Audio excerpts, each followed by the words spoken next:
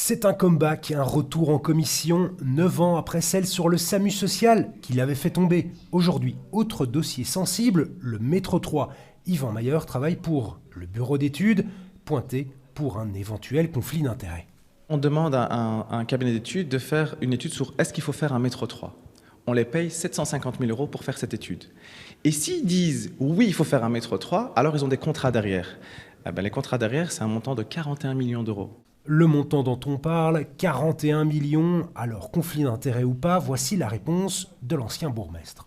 La question, elle relève de la responsabilité de celui qui octroie le marché.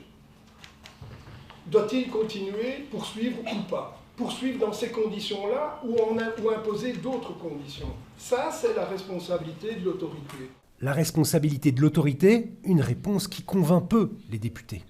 Sa réponse, c'est le choix du maître d'ouvrage qui a choisi de faire ça comme ça. Et c'est vrai, c'est une bonne réponse. Mais est-ce que ça nous convainc sur le fond? La réponse est non. C'est quoi? C'est une volonté politique de faire ce métro? Je pense que c'était une volonté d'en faire un, quoi qu'il en coûte. Et donc, en fait, on confie des missions indépendantes, mais qui ne sont pas indépendantes, puisqu'on leur demande quelque part, et on les intéresse aussi, à conclure qu'il faut le faire.